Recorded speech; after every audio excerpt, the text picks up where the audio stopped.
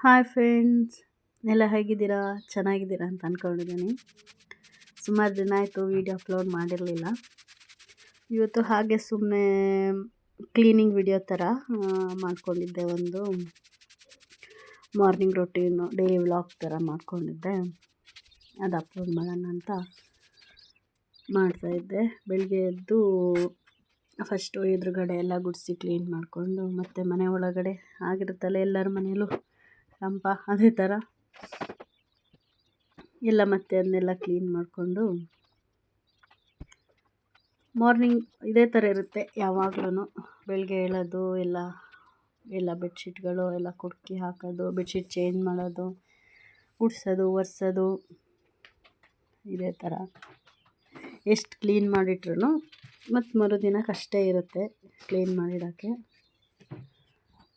ಮತ್ತು ಅಡುಗೆ ಮನೆಯೂ ಅಷ್ಟೇ, ಎಷ್ಟು ಕ್ಲೀನ್ ಮಾಡಿದ್ರೂ, ಎಷ್ಟು ಒಂದೊಂದು ನಿಮಿಷಕ್ಕೆ ಒಂದೊಂದು ಪಾತ್ರೆ ತೊಳೆದ್ರೂ ಮತ್ತು ಮರುದಿನ ಎದ್ದು ನೋಡುವಾಗ ಅಷ್ಟೇ ಪಾತ್ರೆ ಆಗಿರುತ್ತೆ. ಆ ಪಾತ್ರೆನೆಲ್ಲ ಕ್ಲೀನ್ ಮಾಡಿ ತಕ್ಕೊಂಡು, ಅನ್ನ ಎಲ್ಲ ಹಿಂದಿನ ದಿನದ ಉಳಿದಿರುತ್ತಲ್ಲ ಅದನ್ನೆಲ್ಲ ತೆಗೆದು ಇಟ್ಕೊಂಡು, ಅದನ್ನು ಬಿಸಿ ಮಾಡೋಕ್ಕೆ ಅದನ್ನೆಲ್ಲ ಇದು ಮಾಡಿ ತೊಳೆಯೋ ಪಾತ್ರೆಗಳನ್ನ ತೊಳೆಯೋಕೆ ಹಾಕ್ಕೊಂಡು, ಸೆಲ್ಫು ಒಲೆ ಎಲ್ಲ ಕ್ಲೀನ್ ಮಾಡಿಕೊಂಡು,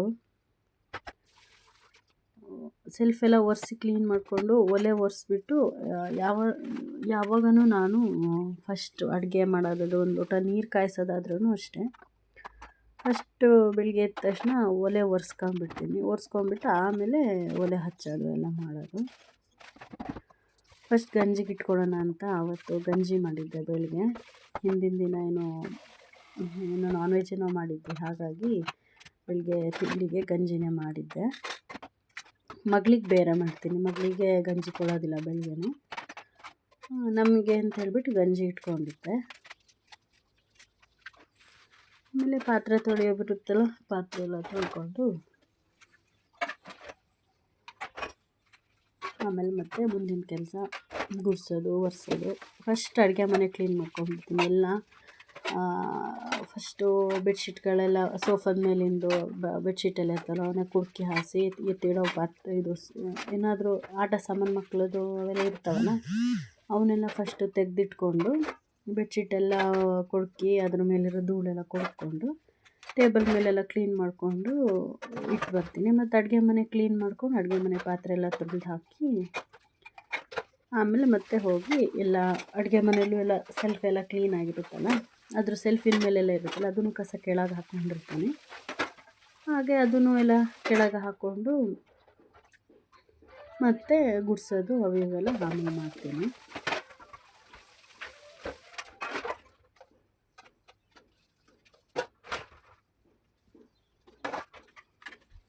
ಫಸ್ಟ್ ಇವೆಲ್ಲ ಕೆಲಸ ಮಾಡಿಕೊಂಡೆ ಮತ್ತು ನಾನು ತಿಂಡಿ ಏನಾದರೂ ಮಾಡೋದಿದ್ದರೆ ಆಮೇಲೆ ಮಾಡೋದು. ಹಾಗಾಗಿ ಟೈಮಿಂಗ್ಸ್ ಗೊತ್ತಿರುತ್ತಲ್ಲ ನನಗೆ, ಹಾಗೆ ಟೈಮಿಂಗ್ಸ್ ನೋಡ್ಕೊತೀನಿ. ತಿಂಡಿ ಮಾಡೋ ಟೈಮ್ ಮಗಳನ್ನ ಸ್ಕೂಲಿಗೆ ಹೊರಡಿಸೋ ಟೈಮ್ಗಿಂತ ಒಂದು ಗಂಟೆ 2 ಗಂಟೆ ಮುಂಚೆನೇ ಎತ್ಕೊಂಡ್ಬಿಟ್ಟಿರ್ತೀನಿ. ಅದು ನಾನು ತಿಂಡಿ ಒಂದು 7 ಗಂಟೆ 7:30 ಹಂಗೆ ಮಾಡೋಕ್ಕೆ ಶುರು ಮಾಡಿದ್ರೆ ಸರಿ ಆಗುತ್ತೆ ನನಗೆ. ಹಾಗಾಗಿ ಅಷ್ಟರೊಳಗಡೆ ಇಷ್ಟನ್ನು ಮುಗಿಸ್ಕೊಂಡ್ಬಿಡ್ತೀನಿ, ಗುಡಿಸೋದು, ಒರೆಸೋದು ಅವೆಲ್ಲ. ಆಮೇಲೆ ದೇವ್ರಿಗೆ ದೀಪ ಇಡೋದು ಅವೆಲ್ಲ ಇರ್ತಾವಲ್ಲ, ಹಾಗಾಗಿ ಫಸ್ಟ್ ಒರೆಸಿ ಗುಡಿಸಿ ಹಿಂದಿನ ದಿನದೇನಾದರೂ ನಾನ್ ವೆಜ್ಜು ಅವು ಇವೆಲ್ಲ ಇತ್ತು ಅಂದರೆ ಅವನ್ನೆಲ್ಲ ಕ್ಲೀನ್ ಮಾಡಿ ತೊಳೆದು ಆ ಥರ ಎಲ್ಲ ಮಾಡಿಕೊಂಡು ಮಾಡೋದ್ರಿಂದ ಒಂದೇ ಸತಿ ಕ್ಲೀನ್ ಆಗಿಬಿಡುತ್ತೆ. ಮತ್ತು ಪದೇ ಪದೇ ಕ್ಲೀನ್ ಮಾಡ್ತಾ ಇರೋದು ನನಗೆ ಆ ಥರ ಇಷ್ಟ ಆಗೋದಿಲ್ಲ. ಒಂದು ಸತಿ ಕ್ಲೀನ್ ಮಾಡಿಬಿಡ್ಬೇಕು. ಎಷ್ಟೊತ್ತಿಗೂ ಅಡುಗೆ ಮನೆಯಲ್ಲೇ ಇರೋದು, ಎಷ್ಟೊತ್ತಿಗೂ ಕೆಲಸ ಮಾಡ್ತಾ ಇರೋದು ನನಗೆ ಆ ಥರ ಇಷ್ಟ ಆಗೋದಿಲ್ಲ. ಹಾಗಾಗಿ ಮಾಡೋಷ್ಟೊತ್ತಿಗೆ ಕ್ಲೀನಾಗಿ ಪಾತ್ರೆ ಯಾವಿದ್ದಾವೆ ಎಲ್ಲ ತೆಗೆದು ತೊಳ್ಕೊಂಡು ಆ ಥರ ಮಾಡ್ಕೊತೀನಿ. ಬೆಳಗ್ಗೆ ಒಂದು ಸತಿ ಪಾತ್ರೆ ತೊಳೆದ್ರೆ ರಾತ್ರಿ ಒಂದು ಸತಿ ತೊಳೆದಿರ್ತೀನಿ ಪಾತ್ರೆ. ಆದ್ರೂ ಬೆಳಗ್ಗೆ ಹಿಂದಿನ ದಿನದೇನಾದರೂ ಅಡುಗೆ ಅವು ಇವೆಲ್ಲ ಉಳಿದಿರುತ್ತಲ್ಲ ಅದ್ರ ಪಾತ್ರೆ ಎಲ್ಲ ಸ್ವಲ್ಪ ಇರುತ್ತೆ, ಅವಷ್ಟನ್ನು ತೊಳ್ಕೊಂಡ್ಬಿಟ್ರೆ ಆಗೋಗುತ್ತೆ.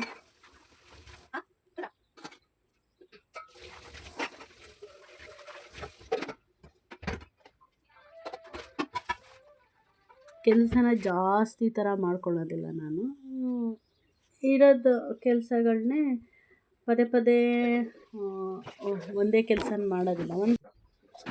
ಬೆಳಿಗ್ಗೆನೇ ಫಸ್ಟ್ ನಾನು ಡ್ರೈ ಫ್ರೂಟ್ಸ್ ಇರುತ್ತಲ್ಲ ಅದು ತಿನ್ಕೊಂಡ್ಬಿಡ್ತೀನಿ. ಅದು ತಿಂದು ನೀರೆಲ್ಲ ಕುಡ್ಕೊಂಡು ಆಮೇಲೆ ಗುಡಿಸೋದು ಎಲ್ಲ ಕ್ಲೀನ್ ಮಾಡೋದು ಕೆಲಸಗಳನ್ನು ಮಾಡ್ಕೊಳೋದು. ಡೈಲಿ ಒರೆಸೋದು ಎಲ್ಲ ಮಾಡೋದಿಲ್ಲ. ಒಂದಿನ ಬಿಟ್ಟು ಒಂದಿನ ಆ ಥರ ಮಾಡ್ಕೊತೀನಿ ನಾನು. ಮುಂದೆ ಇದು ಹೊಸಲು ಬರುತ್ತಲ್ಲ ಬಾಗಿಲು, ಅದೊಂದು ದಿನ ಒರೆಸ್ಕೊತೀನಿ, ಸಿಟ್ಔಟು ಮತ್ತು ಇದನ್ನು. ಒಳಗಡೆ ಮಾತ್ರ ಗುಡಿಸಿ ಕ್ಲೀನ್ ಮಾಡ್ಕೊಂಡ್ಬಿಡ್ತೀನಿ. ಒರೆಸೋದು ಒಂದಿನ ಬಿಟ್ಟು ಒಂದಿನ ಒರೆಸ್ತೀನಿ. ಹಾಗೆ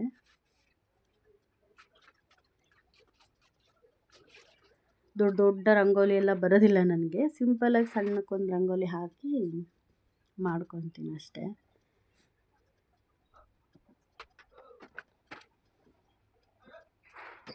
ಯಾವಾಗಲೂ ಹೀಗೆ ಇರುತ್ತೆ, ದಿನ ಬೆಳಗ್ಗೆನೂ ಇದೇ ಥರನೇ ಇರುತ್ತೆ. ಕ್ಲೀನಿಂಗು, ತಿಂಡಿ, ಮಗಳನ್ನ ರೆಡಿ ಮಾಡೋದು, ಅವಳಿಗೆ ತಿಂಡಿ ತಿನ್ನಿಸೋದು, ಅವಳಿಗೆ ಸ್ಕೂಲಿಗೆ ಕಳಿಸೋದು, ಇದೇ ಥರ ಡೈಲಿ ಇದೇ ರೊಟೀನ್ ಇರುತ್ತೆ ನಮ್ಮದು. ಅದರಲ್ಲೂ ಒಂದು ಒರೆಸೋದು ಇದು ಇಷ್ಟು ಕೆಲಸ ನಂದೊಂದು 11 ಗಂಟೆ ತನಕ ಇಷ್ಟ ಆಗೋಗುತ್ತೆ. ಇಷ್ಟೆಲ್ಲ ಕ್ಲೀನ್ ಮಾಡಿ, ಸ್ನಾನ ಮಾಡಿ, ಬೆರಗ್ಗೆ ದೀಪ ಇಟ್ಟು ಅಂತ ಹೇಳಿ. ಹಾಗೆ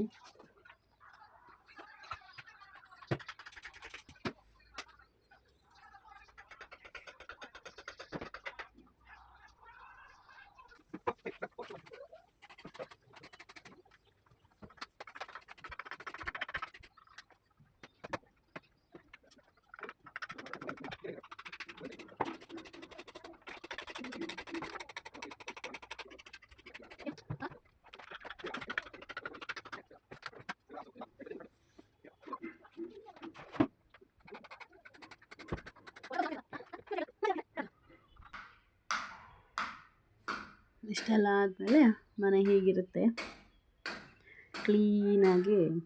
ನನ್ನ ಮಗಳು ಸ್ಕೂಲಿಂದ ಬರೋ ತನಕ ಹೀಗೆ ಇರುತ್ತೆ ಮನೆ. ಕ್ಲೀನ್ ಹೇಗೆ ಮಾಡಿರ್ತೀನಿ ಹಾಗೇ ಇರುತ್ತೆ.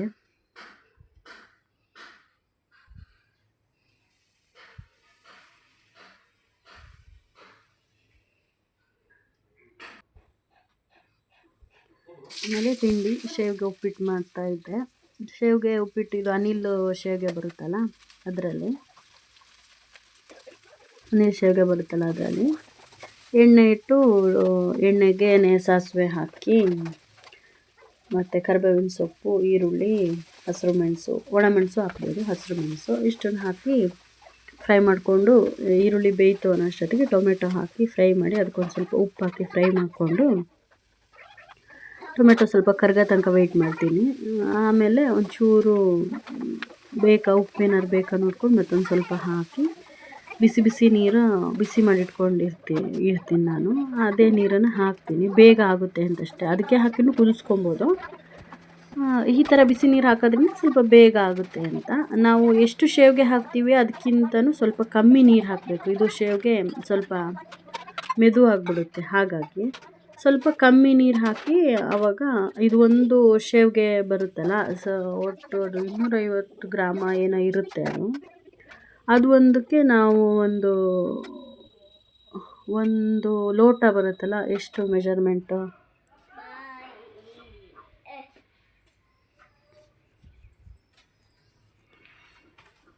ಒಂದು 200-250 ml ನೀರು ಹಾಕಿದ್ರೂ ಸಾಕಾಗುತ್ತೆ. ಜಾಸ್ತಿ ಹಾಕಬಾರ್ದು. ನಿಮಗದು ಗೊತ್ತಾಗುತ್ತೆ, ಒಂದು ಸತಿ ಮಾಡೋಷ್ಟೊತ್ತಿಗೆ ಗೊತ್ತಾಗುತ್ತೆ ಅದರದ್ದು. ಆ ಥರ ಕನ್ಸಿಸ್ಟೆನ್ಸಿಲಿ ಮಾಡ್ಕೊಳ್ಳಿ. ಜಾಸ್ತಿ ನೀರು ಹಾಕಬೇಡಿ ಒಂದೇ ಸತಿ, ಮತ್ತು ಬೇಕಾದರೆ ಮತ್ತೆ ಹಾಕ್ಕೊಬೋದು. ಹಾಗೆ ಮಗಳನ್ನ ರೆಡಿ ಮಾಡಿ ಅವಳನ್ನ ಕಳಿಸಿ ನಾನು ಹೋಗಿ ಸ್ನಾನ ಮಾಡಿಕೊಂಡು ಒಂದು ಲೋಷನ್ ಹಚ್ಕೊತೀನಿ. ನಾನು ಡರ್ಮಾಡಿವ್ದು ಲೋಷನ್ ನಾನು ಯೂಸ್ ಮಾಡೋದು, ಮತ್ತು ಒಂದು ಸನ್ಸ್ಕ್ರೀನ್ ಅಷ್ಟೇ. ಇಷ್ಟು ಹಚ್ಕೊಂಡ್ರೆ ನಂದು ಸ್ಕಿನ್ ಕೇರ್ ಮುಗೀತು. ಮತ್ತು ಜಾಸ್ತಿ ಪ್ರಾಡಕ್ಟೆಲ್ಲ ಏನು ಯೂಸ್ ಮಾಡೋದಿಲ್ಲ, ಸಿರಮ್ಮು ಯಾವುದು ಯೂಸ್ ಮಾಡೋದಿಲ್ಲ. ಇಷ್ಟೇ ನಂದು. ನನ್ನ ವಿಡಿಯೋ ಇಷ್ಟ ಆದರೆ ಲೈಕ್ ಮಾಡಿ ಫ್ರೆಂಡ್ಸ್, ಸಬ್ಸ್ಕ್ರೈಬ್ ಮಾಡ್ಕೊಳ್ಳಿ, ಶೇರ್ ಮಾಡಿ, ಎಲ್ಲರಿಗೂ ನನಗೆ ಸಪೋರ್ಟ್ ಮಾಡಿ ಫ್ರೆಂಡ್ಸ್.